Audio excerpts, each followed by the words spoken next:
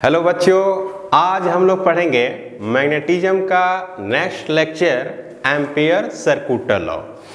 ठीक है, तो ampere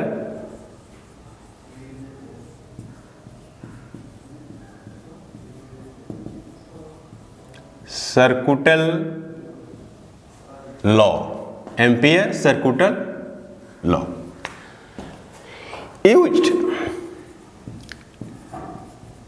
used for multiple wire। इसके पहले हम लोग जो पढ़े थे वो था आपको बायोट-सावर्ट लॉ, जो सिंगल वायर के लिए था। ये है मल्टीपल वायर के लिए इस्तेमाल कर सकते हैं एम्पियर सर्कुटल लॉ। इसका स्टेटमेंट क्या है? The line integral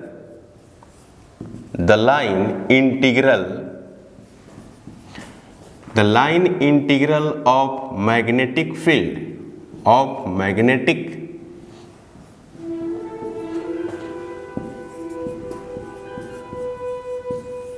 field for any closed bounded loop is equal to total electric current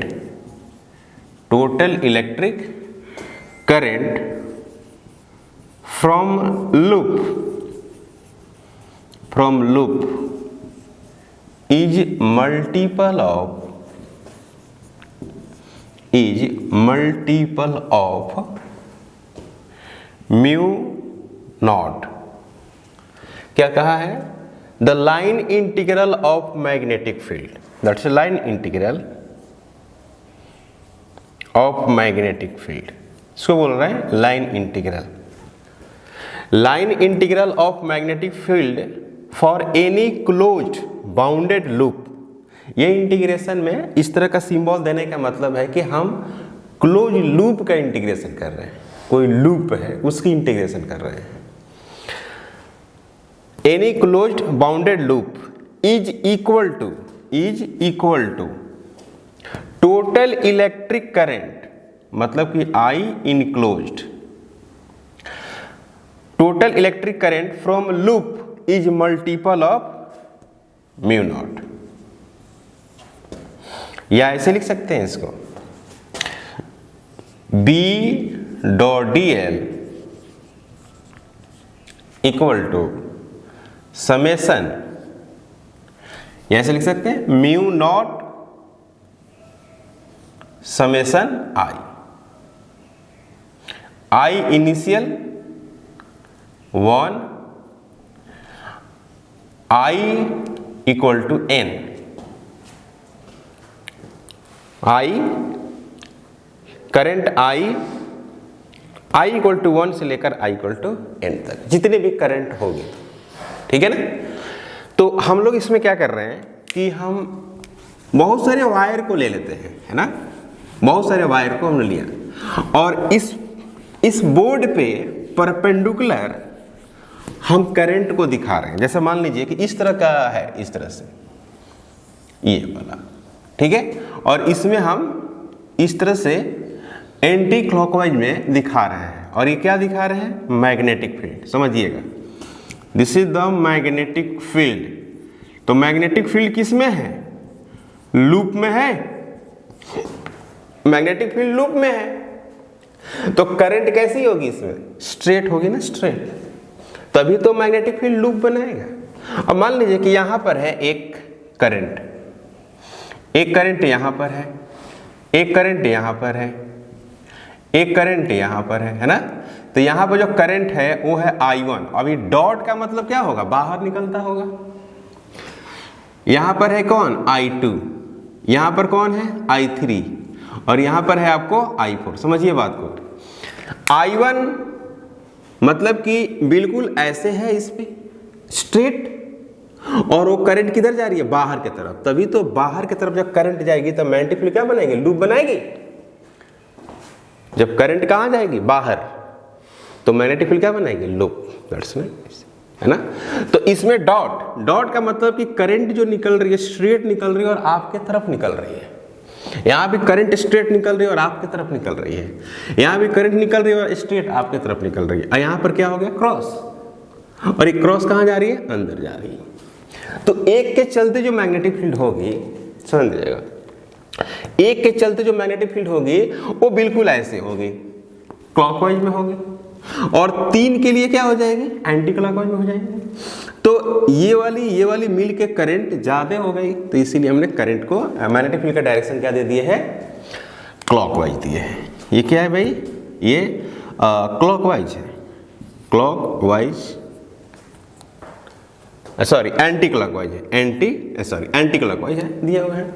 यहां पर देखिएगा डॉट का मतलब यहां पर दिया गया है, डॉट का मतलब हुआ out the page, out the page, page के बाहर, डायरेक्शन जो भी है क्या है, पेज के बाहर। और क्रॉस का मतलब यहां पर है into the page, into the page, page के अंदर।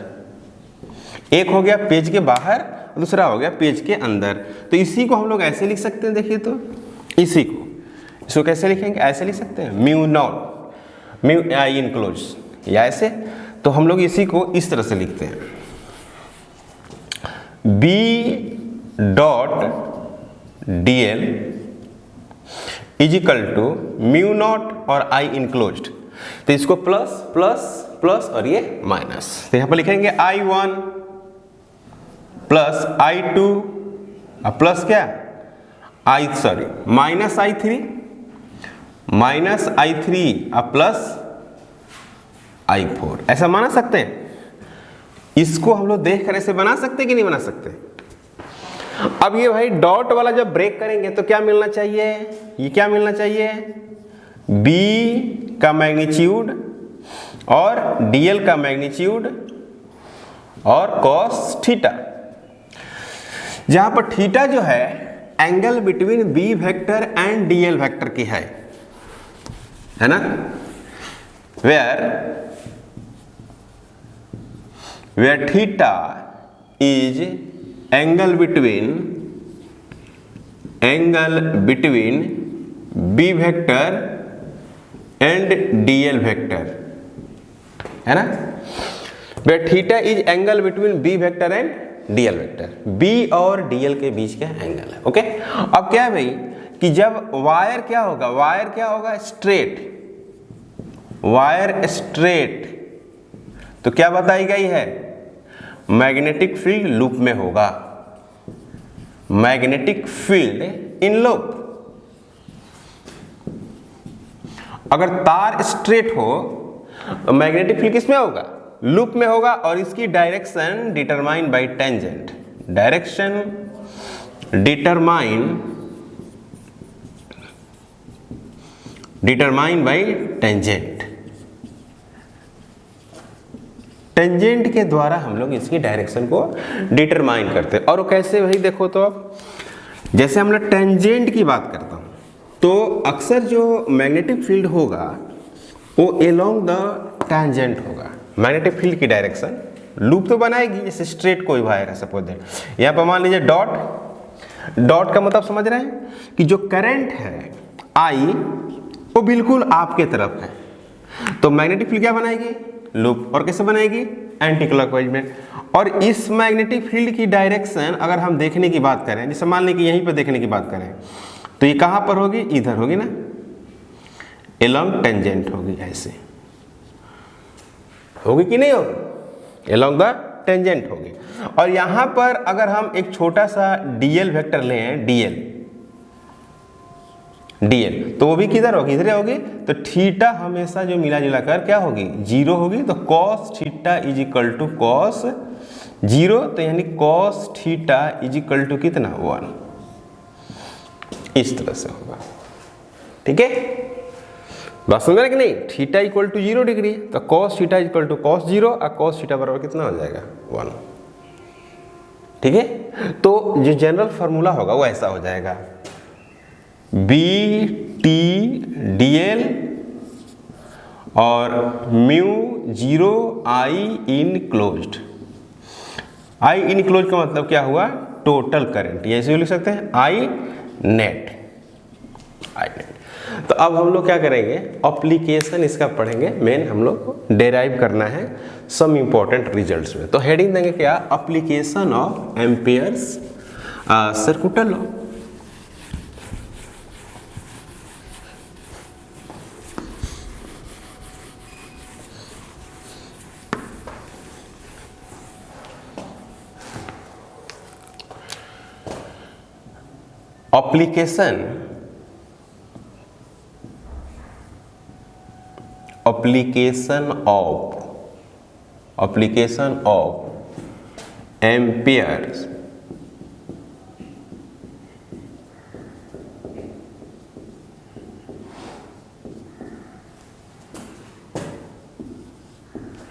application of amperes circular law है ना। तो पहला लॉ है इसका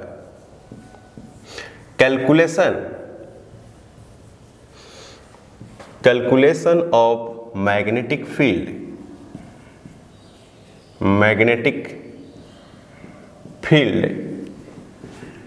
due to long straight wire. समझिए बात को, हम लोग एक रिजल्ट निकाले थे स्ट्रेट वायर का, इनफिनाइटली लॉन्ग लिख सकते हैं, है ना। Calculation of magnetic field due to straight wire, infinitely long लिख सकते हैं ना, इनफिनाइटली लॉन्ग,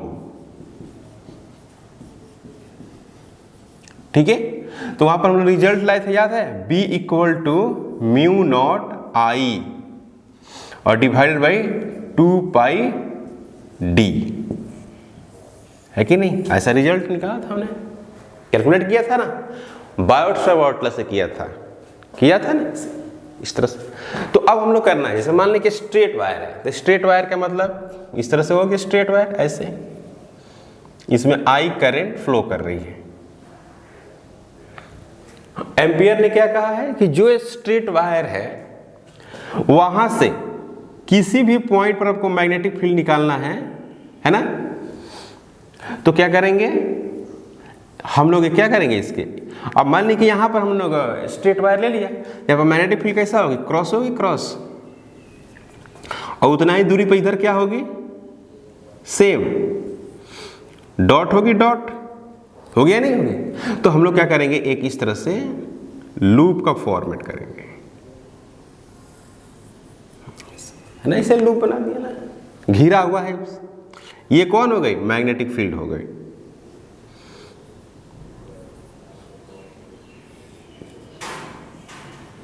ये हो गई मैग्नेटिक फील्ड, ये बी टी और इस तरह से मैग्नेटिक फील्ड हो गई। और ये क्या हो गई, आई जो हो गई आपको, ये करंट, आई क्या हो गई, करंट हो गई। जो कैसी है ये, यहां पर लिख सकते, बता सकते हैं, डॉट है, ये बिल्कुल क्या है, डॉट। तो एम्पियर सर्कुलर लॉ से नाउ फ्रॉम, यहां पर लिख सकते हैं, now from amperes circular law, अभी हमने पढ़ा था, क्या पढ़ा था, एम्पियर सर्कुलर लॉ में हम लोगों ने पढ़ा था कि जो लाइन इंटीग्रल हो गई, यानी लाइन इंटीग्रल का मतलब B dot D L equal to mu naught और आई इनक्लोज्ड। तो यहां पर लिखेंगे क्या हम लोग, यहां पर लिखेंगे बी टी और डी एल, और यहां पर क्या लिखेंगे, म्यू नॉट और आई इनक्लोज कितना, आई, एक ही वायर है, इसे करंट बह रही, ठीक है। तो हम लोग ऐसे ही बात कर सकते हैं, बी जो टी है इस सेंटर से फिक्स दूरी पर है, इस सेंटर से ये जो है वो फिक्स दूरी पर है ना भाई, तो बी टी क्या हो जाएगी, कांस्टेंट हो जाएगी। तो बी टी जो हो गई वो क्या हो गई, कांस्टेंट, और बच गया कौन, डी एल, जीरो से लेकर, जैसे मान लीजिए कि यहां पर हमें एलिमेंट्री पार्ट लेते हैं यहां पर, और डी एल वेक्टर और ये बी वेक्टर, तो थीटा यहां पर क्या हो गया, 0 डिग्री हुआ। तो यहाँ से एलिमेंट्री पार्ट को काटते काटते यहाँ से आप एलिमेंट्री पार्ट लेते लेते लेते लेते यहाँ तक आ गए, तो कंप्लीट कितना हो जाएगा, लंबाई 2 पाई r। यहाँ पर लिखेंगे क्या, 2 पाई r। 2 पाई r का मतलब 2 पाई d, क्योंकि यहाँ पर रेडियस क्या है, d है। ये वाली दूरी क्या है, ये वाली दूरी जो है वो है d, ठीक है ना, ये वाली दूरी d हो गया। तो d is equal to mu naught और I, तो बी टी एल 0 से कहाँ तक 2 pi d is equal to mu 0 और I। B T 2 pi d minus 0 equal to mu naught I। तो B T equal to mu naught I divided बटे 2 pi d, ठीक है ना। ये आया result, mu naught I divided बटे 2 pi d। याद रखिए ये जो हम लोग बायट्स अवार्ड लॉ से जो कैलकुलेट किए थे वो बहुत कठिन था कैलकुलेट करना। तो यहाँ पर हम लोग एप्लीकेशन में देख रहे हैं, एम्पियर सर्किट लॉ के एप्लीकेशन में देख रहे हैं कि हम लोग काफ़ी आसानी से सोल्व कर सकते हैं, ठीक है। अगर मल्टीपल वायर हो तो उसका भी कर सकते हैं। तो नाउ बात करते हैं नाउ फॉर मल्टीपल वायर्स, है ना। तो यहाँ पर हो गया सिंगल वायर के लिए इन्फिनिटली लॉन्ग है, तो उसकी हम लोगों ने मैग्नेटिक फील्ड निकाला है बी टी बराबर म्यू 0 I डिवाइडेड बटे 2 पाई d। ये बात समझ में आ रही है, किसकी तरह है, ये बिल्कुल गॉस लॉ की तरह है। जैसे हम लोग गॉस लॉ पढ़े थे ना, Gauss law, same Gauss law की ही तरह है ये, बिल्कुल गॉस लॉ, ठीक है ना। तो इन्फिनिटली लॉन्ग के लिए हमने डेराइव किया है। अब हम लोग बात करते हैं इसमें थोड़ा सा ग्राफ की बात करते हैं।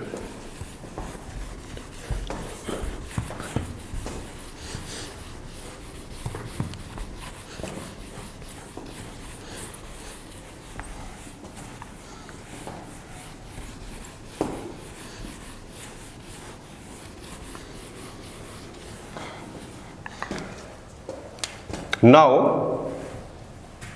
B T equal to mu naught I divided by 2 pi d, इस तरह से है। तो बी टी है वो I है और बी टी जो है वो क्या है, 1 बाई d है। तो अगर हम बात करें इधर बी टी की बात किया जाए, जितने ज़्यादा करंट फ्लो करेगी, है ना, उतने ही ज़्यादा क्या होगी, मैग्नेटिक फील्ड होगी। सही बात। दूसरी बात कि जितने दूर आप पॉइंट लीजिएगा तो मैग्नेटिक फील्ड क्या होगी, उतना ही कम होगी। यहाँ I एम्पियर, यहाँ मैग्नेटिक फील्ड टेस्ला में, यहाँ पे मैग्नेटिक फील्ड किस में, टेस्ला में, और यहाँ पर D किस में, मीटर चाहे सेंटीमीटर। तो इस तरह से होगा, इस तरह से, है कि नहीं। तो D मीटर हो गया, BT किस में हो गया, टेस्ला में हो गया, I किस में हो गया, एम्पियर हो गया, और BT किस में हो गया, टेस्ला में हो गया, है कि नहीं, है ना। तो इस तरह से आपको छोटे छोटे ग्राफ आ सकते हैं बोर्ड में, एक एक नंबर के या दो दो नंबर के अपना ग्राफ बनाने के आ सकता है। अब यहाँ पर बात करते हैं क्या, फॉर मल्टीपल वायर्स। दूसरी बात कर रहे हैं for multiple wires.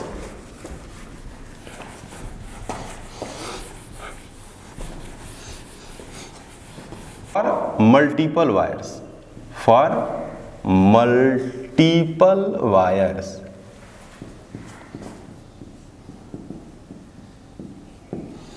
Multiple wires. मान लीजिए कि ये सब वायर है, ये हो गया, यहाँ पर एक वायर है, ये एक वायर है,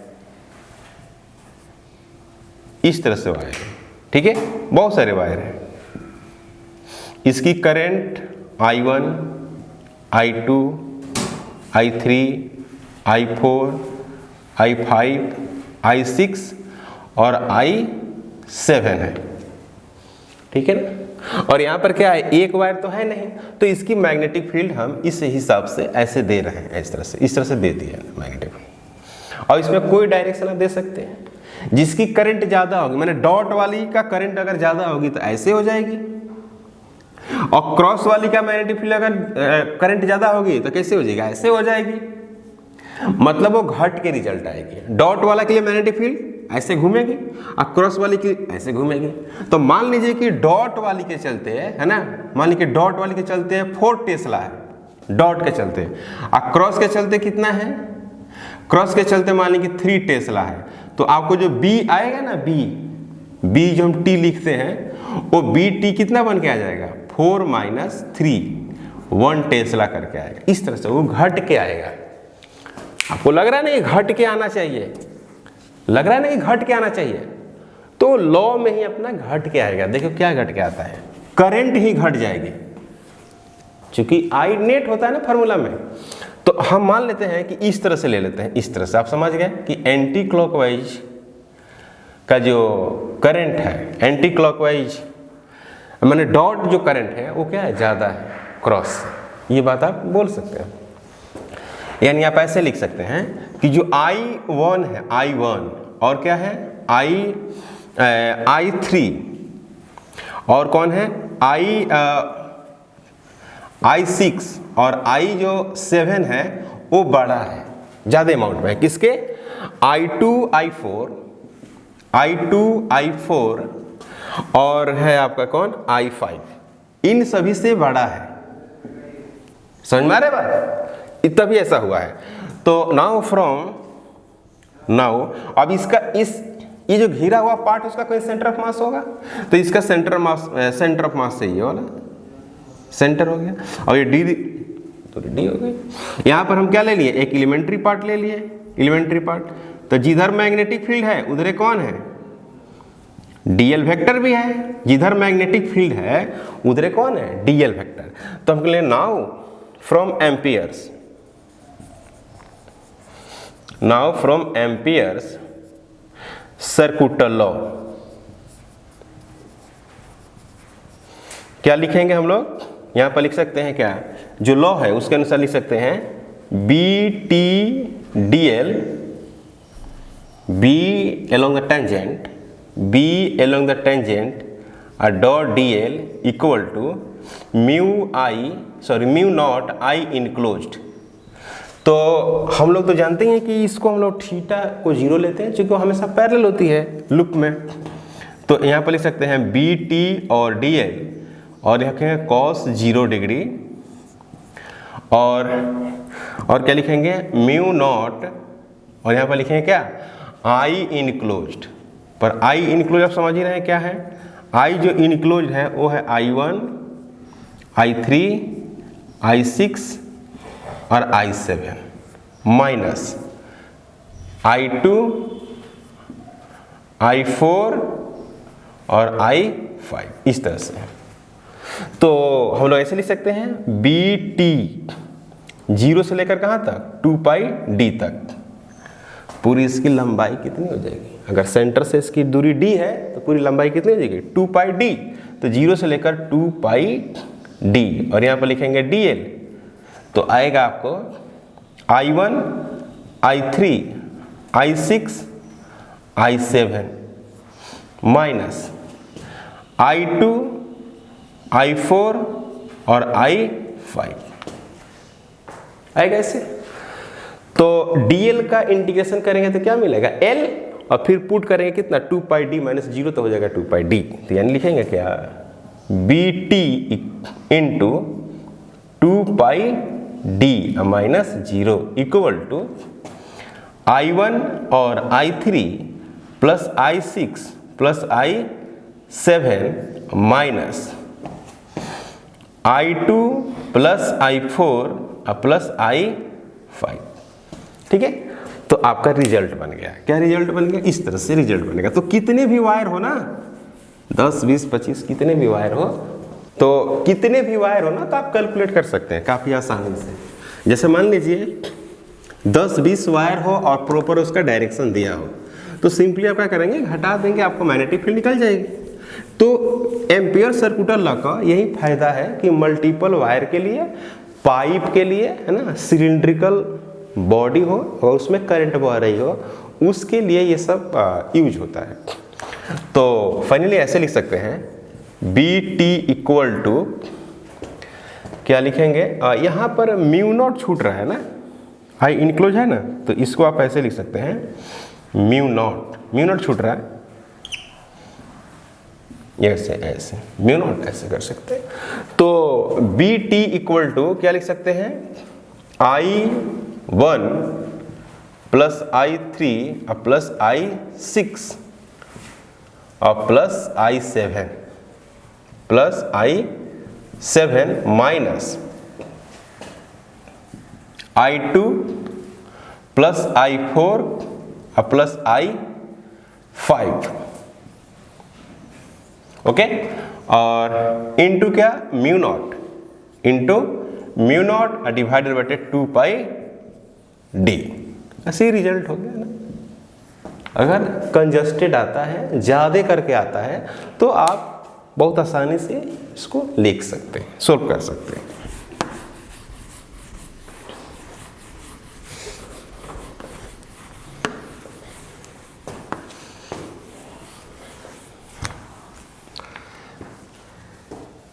अब हम लोग बात करने वाले हैं जो थर्ड वो है क्या, calculation of magnetic field in hollow pipe. Hollow pipe में हम लोग मैग्नेटिक फील्ड कैलकुलेट करने की बात करते हैं। तीसरा है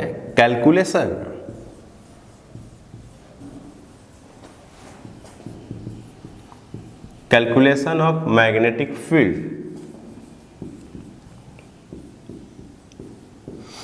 calculation of magnetic field in hollow pipe.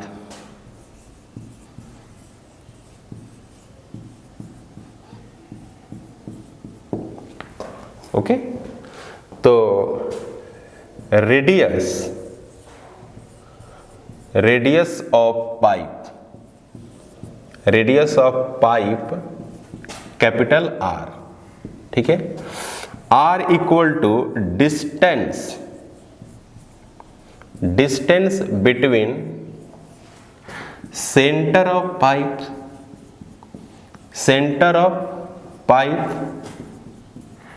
And point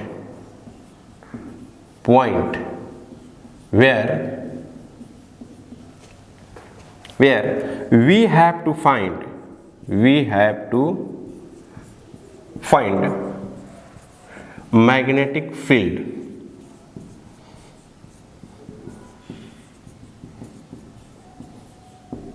okay, distance between center of pipe and point where we have to find magnetic field, जहां पे हम लोग को मैग्नेटिक फील्ड कैलकुलेट करना है। मतलब कि स्मॉल जो r है वो दूरी क्या है, सेंटर, पाइप के सेंटर से पॉइंट की बीच की दूरी है, जहां पे हम लोग मैग्नेटिक फील्ड कैलकुलेट करना है। और I जो है वो है क्या, करंट इन पाइप में जो इलेक्ट्रिक करंट है उसकी वैल्यू क्या है, I। तो एक हम डायग्राम बनाते हैं और उसमें बारी बारी से कैलकुलेट करते हैं। ये याद रखिएगा, ये जेई मेन का भी क्वेश्चन है ना। ये इसमें जो क्वेश्चन ये है वो जेई मेन का भी है। तो हम लोग बात जो करेंगे अब, एक तो डायग्राम बनाते हैं क्या, पाइप का। देखो पाइप का डायग्राम बना रहे हैं इस तरह से। इसकी जो रेडियस है वो है कैपिटल R। हमको कहाँ मैग्नेटिक फील्ड निकालना है, एक यहाँ और एक यहाँ और एक यहाँ, ये हमको मैग्नेटिक फील्ड निकालनी है। और इसमें करंट क्या चल रही है, इसमें जो करंट है वो है I। इसमें जो करंट बह रही है वो I करंट बह रही है ना।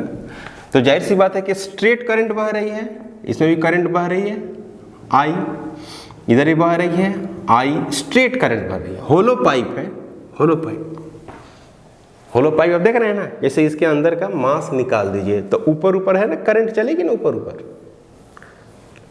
इस मेटल में करंट तो चलेगी। तो हमको बात करना है इसके अंदर और इसके सतह पर और इससे बाहर। तीन बातें हो सकती है कि नहीं। तो case first,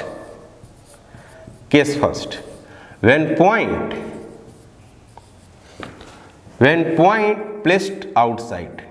point placed outside hollow pipe, outside from hollow pipe, from hollow pipe, when placed outside from hollow pipe, मतलब कि होलो जो पाइप है उससे कहाँ होना चाहिए, बिल्कुल बाहर। मैग्नेटिक फील्ड कहाँ होना चाहिए, बिल्कुल बाहर होना चाहिए। ये कहा है कि फर्स्ट में when placed outside from hollow pipe, मतलब कि जो कैपिटल आर होगा वो छोटा होगा किससे, स्मॉल आर से, बाहर। तो हम लोग बात करते हैं, देखिएगा तो गॉसियन सरफेस कैसे होनी चाहिए, गॉसियन सरफेस जो बाउंड्री लेना चाहिए ऐसे लेना चाहिए ना, लाइन इंटीग्रल इस तरह से होना चाहिए। और करंट कैसे बह रही है इधर, तो मैग्नेटिक फील्ड कैसे होगी, ऐसे होगी। तो यहां पर अगर मैग्नेटिक फील्ड की बात किया जाए तो इस तरह से होगी बी टी। तो ये बी टी को हम लोग क्या लिखेंगे अब, बी आउट, बाहर की तरफ है कि नहीं। और ये वाली दूरी यहां से कितनी हो गई, ये वाली दूरी आर, स्मॉल आर। और इस तरह से मैग्नेटिक फील्ड जनरेट हो रही है, नहीं हो रही है, बोलिए, होगी ना। ये पाइप इस तरह से है, करंट इसमें से जा रही है, तो मैग्नेटिक फील्ड ऐसे, ये करंट है और ये मैग्नेटिक फील्ड है ऐसे, लाइक दिस, है कि नहीं। और इस तरह से करंट जा रही है, सही है ये बात। तो लिखा हूं क्या, केस फर्स्ट में when placed outside from hollow pipe, hollow pipe से कहां, बाहर, होलो पाइप से बाहर रहेगा पॉइंट। तो आउट की हम बात करें तो now from amperes, now from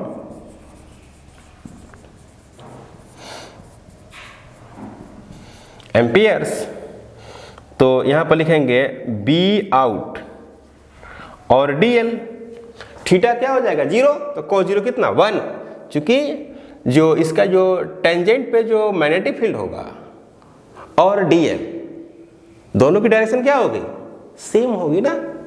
तो यहां पर लिखेंगे बी आउट डीएल, यहां पर लिखेंगे क्या, म्यू नॉट और आई इनक्लोज्ड, और आई इनक्लोज्ड क्या है, आई है ना। तो यहां पर लिखेंगे क्या, बी आउट डीएल और सिंपली क्या, म्यू 0 आई, तो be out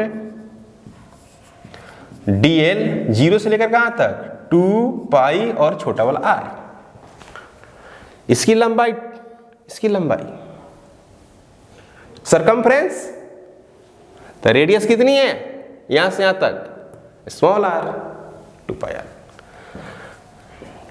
equal to mu naught और आई। तो यहां पर लिखेंगे बी आउट और यहां पर क्या होगा, 2 pi R, 2 pi R minus 0 equal to mu 0 into I.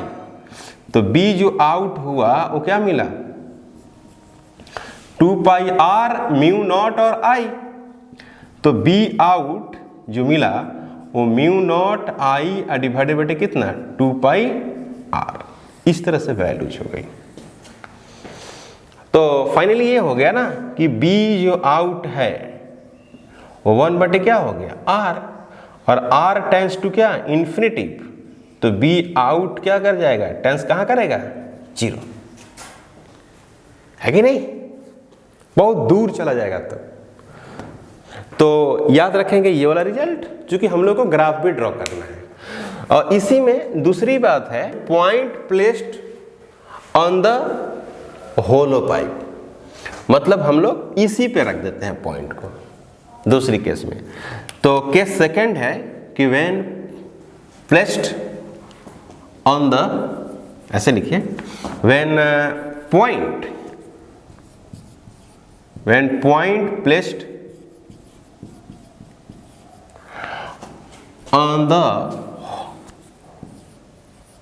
On hollow pipe, मतलब क्या हो जाएगा, ये जैसे सतह पर सबसे ज्यादा मैग्नेटिक फील्ड होगी, क्योंकि दूरी क्या है, कम है ना, सेंटर से दूरी क्या है, कम है, तो सतह पर सबसे ज्यादा मैग्नेटिक फील्ड होगी। तो when point placed on pipe, यानी आर बराबर क्या, R, now from Ampere circular law, ठीक चल रहा है। यहां पर आप लिख सकते हैं कैपिटल आर लिख सकते हैं, चाहे स्मॉल आर भी लिख सकते हैं, 2 पाई स्मॉल आर भी लिख सकते हैं, लेकिन ये वाली जो आर है वो आपस में क्या है, बराबर है। सेम रिजल्ट सेम, आप यहां पर कैपिटल आर दीजिए और यहां पर भी कैपिटल आर और यहां पर कैपिटल आर, और यहां पे जैसे लिखे हुए हैं तो यहां पर लिख सकते हैं ऑन, यहां भी क्या लिख सकते हैं, ऑन लिख सकते हैं, यहां भी ऑन लिख सकते हैं, ऑन, यहां भी लिख सकते हैं ऑन, ये भी ऑन है, ये ऑन, यानी ये कैपिटल आर है ना। और ये मैक्सिमम है, ये क्या है, इसको लिख सकते हैं B max mu not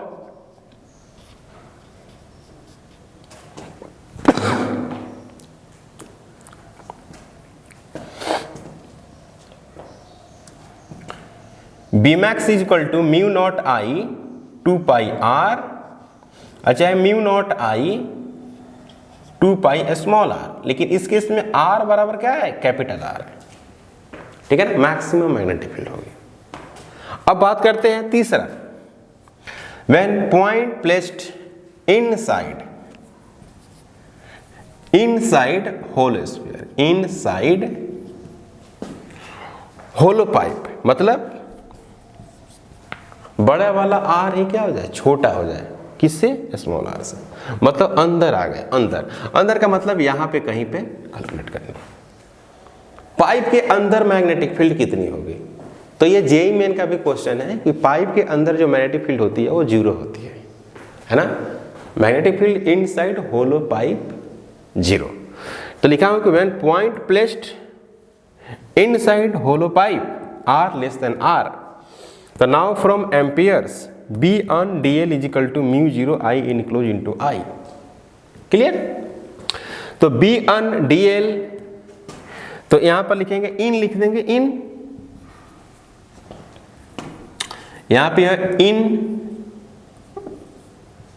in, अब यहां पर क्या है, स्मॉल आर ही लिखेंगे, स्मॉल आर, लेकिन I इनक्लोज्ड यहां पर क्या होगा, 0 है कि नहीं, क्योंकि यहां पर अगर पॉइंट आप लेते हैं और यहां पर आप लाइन इंटीग्रल से बनाते हैं तो इसके अंदर तो कोई करंट नहीं है, जो भी करंट है वो किसमें है, मेटल वाली पार्ट में करंट है ना, जो मेटल वाली पार्ट है उसी में तो इलेक्ट्रिक करंट है, एयर में तो करंट होगी नहीं ना, तो जो पाइप है, पाइप के अंदर तो एयर है, तो उसमें तो इलेक्ट्रिक करंट होगी ही नहीं, है कि नहीं। तो हमने क्या लिखा, I इंक्लूड 0, तो इसको भी हटाकर यहाँ पर क्या लिखना होगा, ओवरऑल 0, और यहाँ पर भी लिखना पड़ेगा ओवरऑल 0। फाइनली यहाँ पर भी लिख सकते हैं ओवरऑल 0, यहाँ पर लिख सकते हैं इन स्मॉल आर, यहाँ पे भी इन स्मॉल आर। तो अब क्या है भाई कि 2 पाई आर तो 0 होगा नहीं, वो तो एक लेंथ है, तो लेंथ तो 0 होगा नहीं, तो फाइनली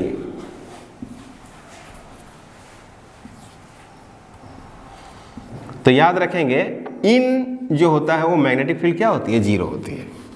तो हमारे पास 3 कंडीशन है, मतलब 3 रिजल्ट हो गया, बी इन इक्वल टू 0 होगा होलो पाइप के अंदर, पाइप के अंदर मैग्नेटिक फील्ड 0 होगी।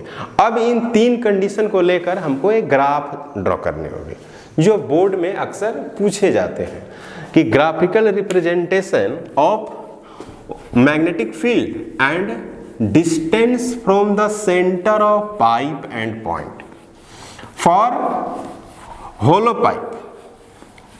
पाइप के लिए आपको क्या करना है, मैग्नेटिक फील्ड और सेंटर से दूरी के साथ आपको रिप्रेजेंट करना है। तो हम लोग क्या करेंगे, हम एक छोटा सा हेडिंग टाइप में देंगे कि graphical representation,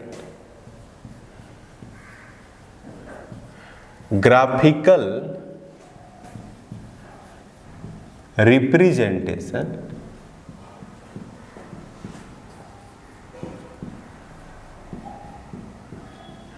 of magnetic field, of magnetic field.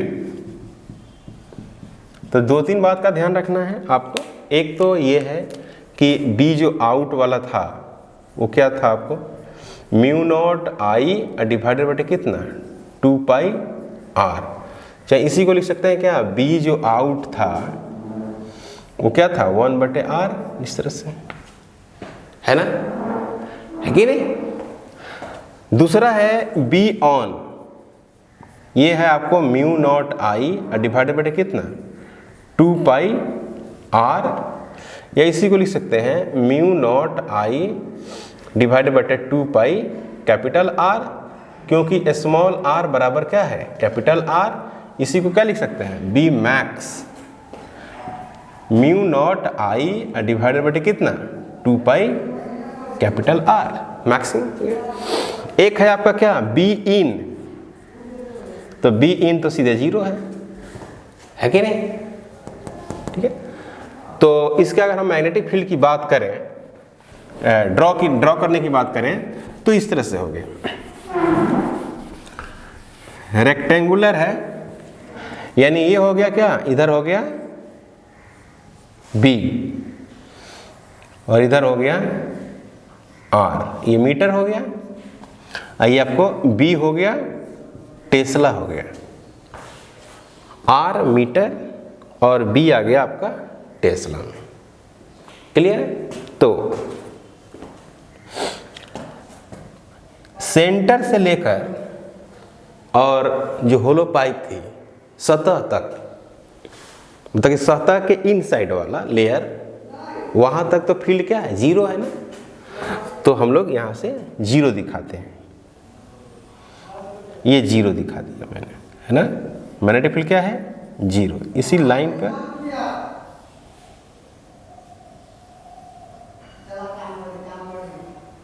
इस तरह से दिखा दिया। उसके बाद ये हो गया R लेस देन R, है ना, और इसके बाद एक बार मैक्सिमम मैग्नेटिक फील्ड पहुंचेगा, कहाँ पे पहुंचेगा R बराबर R पर, उसके बाद घटेगा, है ना।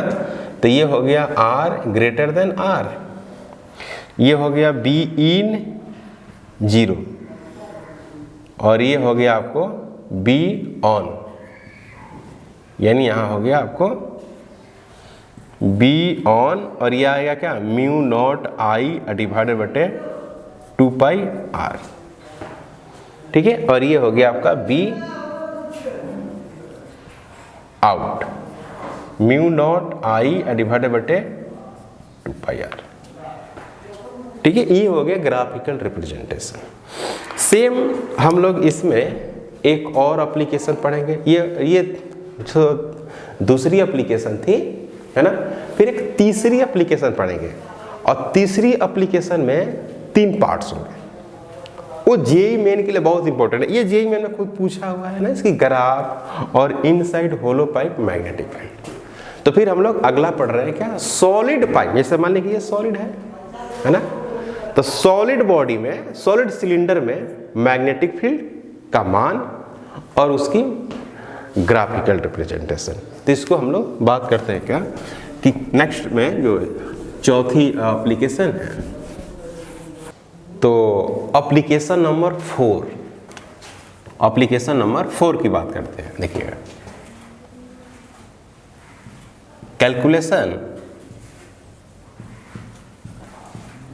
Calculation of magnetic field, calculation of magnetic field due to solid cylinder, due to solid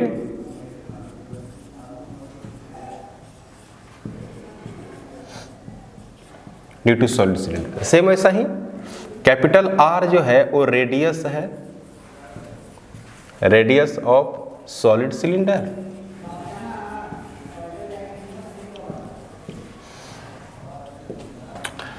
small r जो है वो है रेडियस, या ऐसा रेडियस नहीं distance, distance from centre of solid cylinder, solid cylinder and distance from center of solid cylinder and point where we have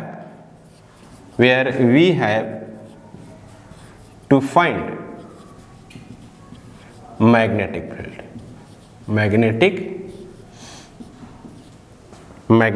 field. Clear? We have to find magnetic field. I equal to electric current. Electric current in solid cylinder. जो solid cylinder है उसमें क्या, electric current in solid cylinder. We have to find, करना क्या है हमको, we have to find magnetic field.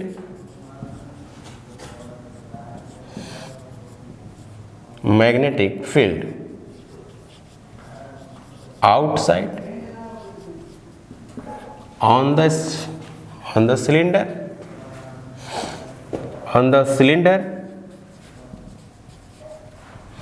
and inside. तो इसमें हम लोग केस वाइज बात करेंगे, केस फर्स्ट, केस सेकंड, इस तरह से हम लोग बात करेंगे. तो आज का लेक्चर हम लोग यहीं पे समाप्त करते हैं. और जो हम लोग वीडियो बना रहे हैं और वीडियो बना के आपके पास भेजी जा रही है, इसके बारे में थोड़ा सा 2-3 बातें हम करना चाहते हैं, शेयर करना चाहते हैं आपसे. पहला ये है कि हम लोग रेगुलर वे में वीडियो अभी नहीं जा पा रही है, इसके लिए हम क्षमा चाहते हैं. क्योंकि हम लोग का मोटिव है कि जो 12th की जो सिलेबस है उसके आपका 2 महीना पहले ख़त्म करने के लिए और उसकी रिवीजन कराने की. लेकिन अभी हम लोग ये नहीं कर पा रहे हैं क्योंकि हम लोग चाह रहे हैं कि अच्छे से अच्छे क्वालिटी आपको क्या किया जाए, प्रोवाइड किया जाए, है ना. ज़्यादा से ज़्यादा थ्योरी दिया जाए ताकि हर तरह के क्वेश्चन को सोल्व किया जा सकता है ना. तो इसके लिए हम लोग डिजिटल बोर्ड के बारे में भी सोच रहे हैं, है ना. अभी जैसे क्वेश्चन लिखने में छोटू समय लगती है ना इस पे, और आप चाहते हैं कि 50 मिनट में ज़्यादा से ज़्यादा पढ़ें. कोई भी बच्चे होते हैं ना 50 मिनट से ज़्यादा वीडियो देख नहीं पाते हैं, है ना. ये एक प्रॉब्लम होती है और सबके साथ है, एक कॉमन किसी स्टूडेंट की ही बात नहीं है कि 50 मिनट से ज़्यादा के बाद जब वीडियो देखी जाती है ना तो उसके दिमाग काम नहीं करता है, इस तरह की होती है. तो होती क्या है, जैसे डिजिटल वाला बोर्ड है ना तो उसमें फास्ट पढ़ाई जाती है. अब यहाँ पे है कि हाथ से ही लिखना है ना, लिखना है और मिटाना है, तो थोड़ा स्लो वर्क हो जाती है. और डिजिटल बोर्ड हो जाएगी, उसमें PDF वगैरह हम लोग सारे थ्योरी को सेटअप कर देंगे तो आपको भी नोट्स बनाना नहीं पड़ेगा, है ना. इस तरह की बातें हैं. तो हम लोग इसको मेंटेन करने के लिए काफ़ी कोशिश कर रहे हैं और काफ़ी इसके बारे में हम लोग सोच रहे हैं. फिर मिलते हैं नेक्स्ट क्लास में. Thank you.